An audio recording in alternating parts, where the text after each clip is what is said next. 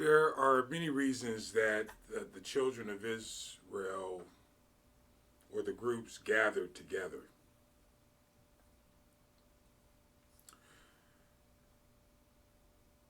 Usually for political purposes, war, religious purposes. So you see the word congregation often in Numbers chapter 10. And I know I went over this part of it in the previous video, but there's so much here, and I said we're going to spend a little bit of time in Numbers 10 because this is, I believe this moves us into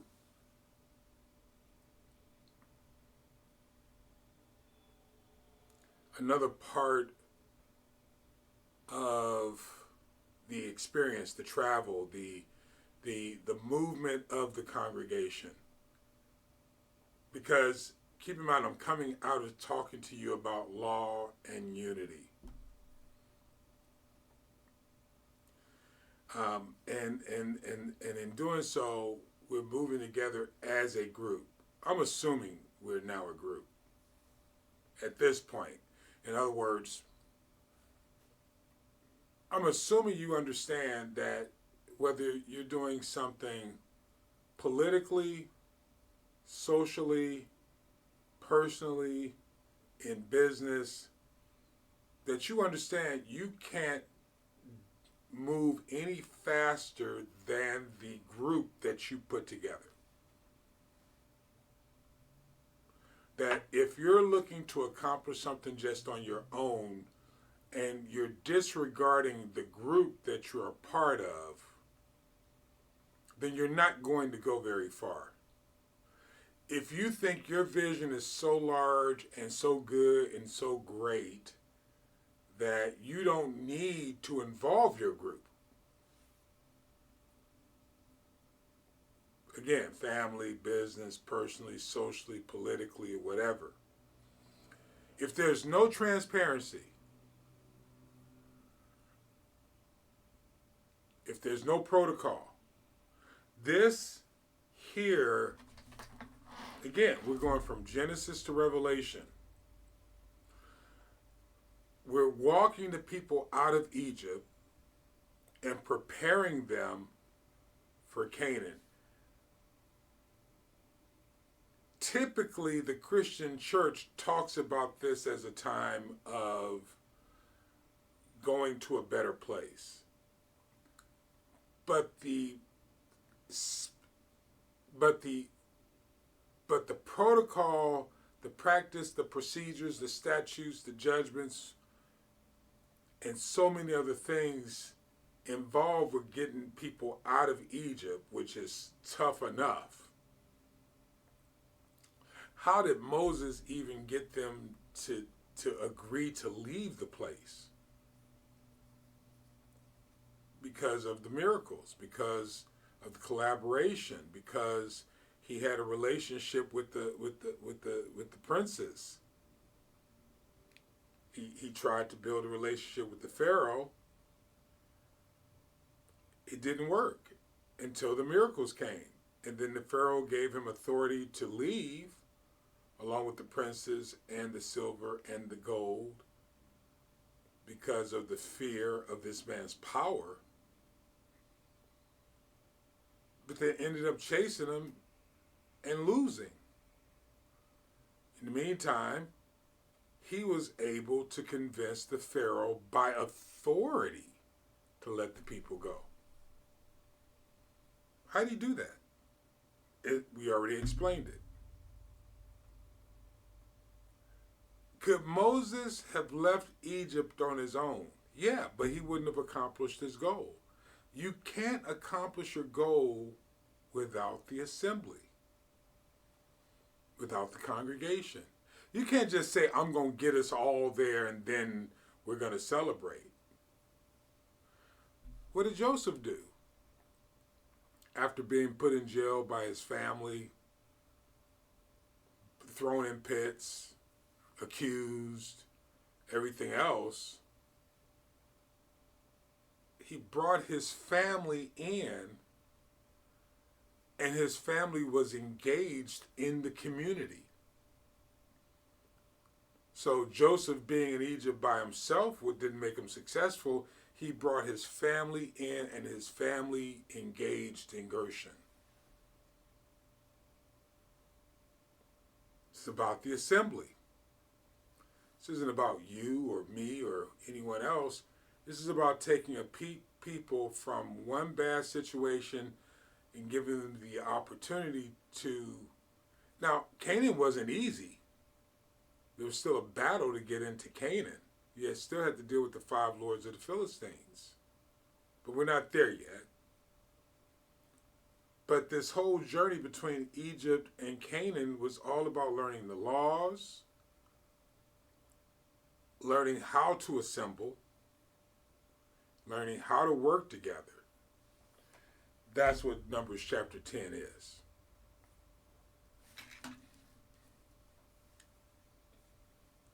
How do we do this and do it together? That's what the silver trumpets were for. The silver trumpets were played a certain way or used a certain way for different types of assembly.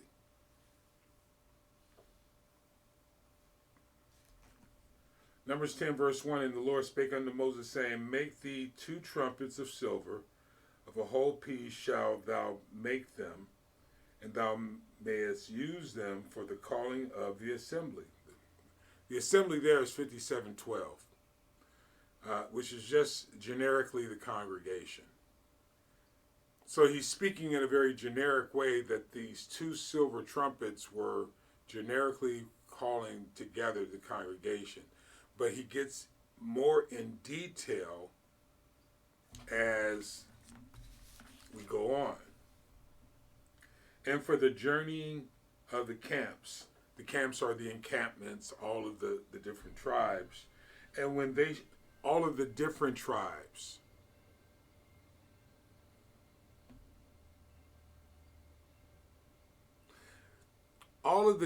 tribes learned how to listen to the same 2 silver trumpets.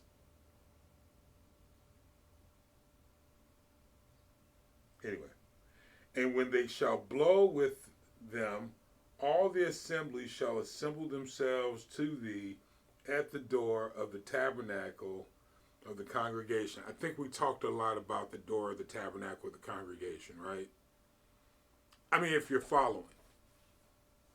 The implication is it's an agreed upon place where all of the tribes agreed, which took some work. You try getting all the assembly to agree. I'm trying to do that now. Very tough. Because everybody's so smart and everybody, hey, we all got it all figured out, except none of us are where we want to be. Because listen, this is all about trying to get everyone under the same banner, who believe they're under the same banner, but they all see it differently. It's like the languages have been separated for some reason. Anyway. Verse 4, and if they blow with one, then the princes, heads of the thousands of Israel, shall gather themselves unto thee. And all the princes had to agree to this system. You just blow one trumpet. No alarm, just blow. One trumpet. Then the princes assemble themselves. The heads of 1,000. This was not for everybody. For the numbers. This is just for the princes. And when you blow an alarm, that's different. Then the camps that lie on the east part shall go forward. That's different. That's not just blowing, that's blowing an alarm. I don't know what the pitch was on the alarm thing. I don't know if it's one trumpet or 2. I don't know. I'm not that smart yet. Then the camps that lie on the east part shall go forward. When you blow an alarm the second time, Then the camps that lie on the south side shall take their journey. They shall blow an alarm for their journeys. And when the congregation is to be gathered together, it's kind of where I'm at with you right now. When the congregation is to be gathered together, here we go, ye shall blow, but ye shall not sound an alarm. And the sons of Aaron, the priests, shall blow with the trumpets. Sounds like the trumpets got moved around a little bit to me. I don't know. And the sons of Aaron the priest shall blow the trumpets, and they shall be to you for an ordinance forever throughout your generations. And if you go to war, verse 9, that was verse 8. And if you go to war in your land against the enemy that oppress you, then you shall blow an alarm with the trumpets, and ye shall be remembered before the Lord your God, and ye shall be saved from your enemies.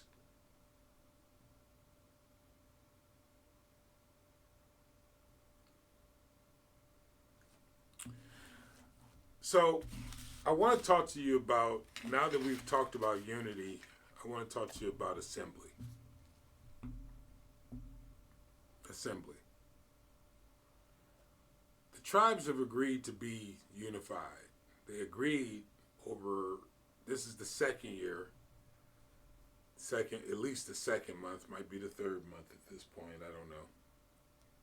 Maybe fourth, I don't know. But they're in the second year of their coming together in the Mount Sinai, at Mount Sinai, under the leadership of Moses, hand of God, representing God, Aaron being their priest, leader. Leadership is coming from sons of Aaron. And they're talking about assembling themselves. Now keep in mind, we're working on getting to Canaan. There's still training going on here. There's still a coming together. There's still assembling together. Learning how to work together. Still happening. One blow, the princes come together, have a conversation.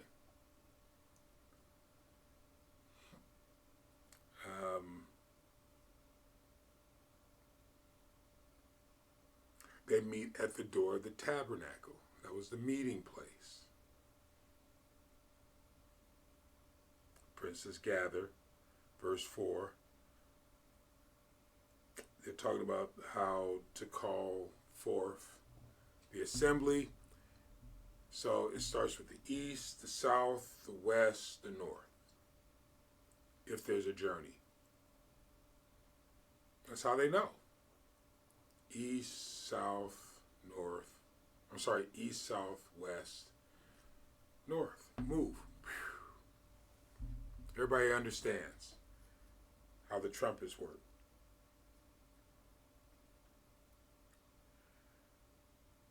Congregation gathers. Now, I'm partially trying to take my time with this for more than one reason, a couple reasons. Number one, because it's kind of hard to say this. Because there's so many gatherings. There's a gathering for war. There's a gathering for political reasons. There can even be a gathering for evil reasons.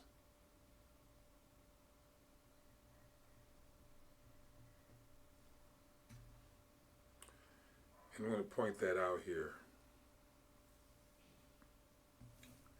This word in verse 7, but when the congregation is to be gathered together shall blow, but ye shall not sound an alarm. This word for congregation can mean evil counsel.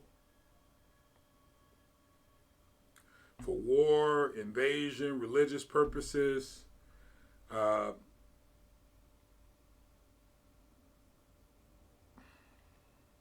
But it can also just mean organizing a body. Here's my point.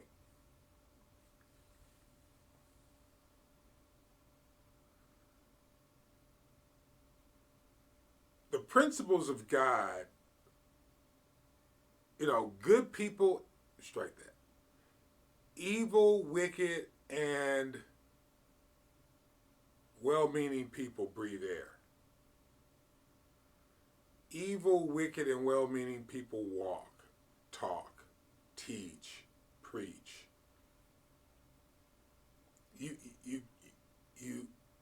You have to discern what horn you listen to.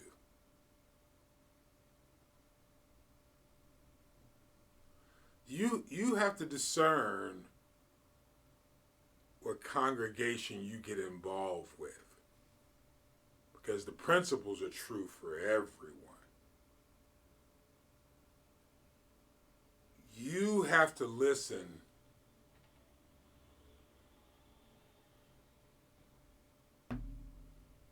for the voice of God yourself.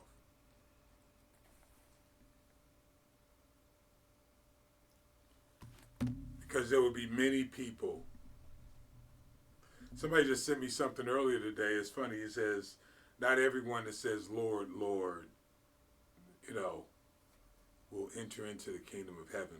I forget the scriptural reference. It's a New Testament scriptural reference. And I think that's true. I think you have to listen. You have to congregate with those people who are well-intentioned. And I think this is how you know. Do we all make mistakes? Absolutely. Can we all admit our mistakes? We could, but we don't.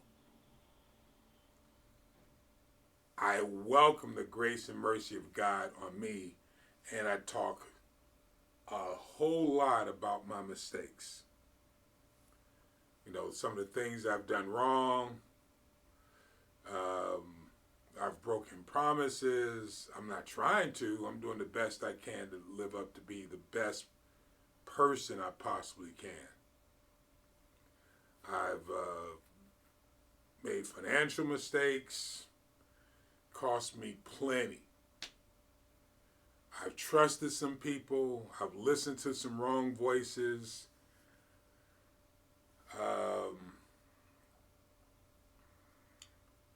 I thought I was taking correction, and then even after I take the correction, I go down a wrong path, listening to somebody tell me to do something, and it turns out that thing that I listened to them tell me to do was wrong. I mean, you could spend forever talking, and the only reason why I share these things is because Paul talks about boasting in his weaknesses, which I believe in. I don't, I feel more comfortable boasting in my weaknesses than talking about my victories. And I've had quite a few victories as well. I see it in my kids, grandkids, whatever. I see it in those who have become successful in certain areas of their life that I've been able to be. It doesn't matter, because my job is to glorify God. And they're doing the work. All of them. So boasting in my infirmities, I feel pretty comfortable about. Because I'm learning. At 57 years old, I'm still learning. But following the voice of God, following the hand of Moses, if you will, here in the Old Testament, being involved with the right group of people to assemble yourself with, determining the intentions of the meetings, of the assemblies, of the congregation, listening to the right horn, if you will, is crucial for the success of the kingdom of heaven. I talked to over the years, again, this is over the years, I've talked to a few people who love to subliminally tell me what they think I should be doing, when in truth, it really is a matter of what they need to be doing in their own lives, because God shows us what to do and who to assemble with. But in that assembly, we have to be willing to humble themselves.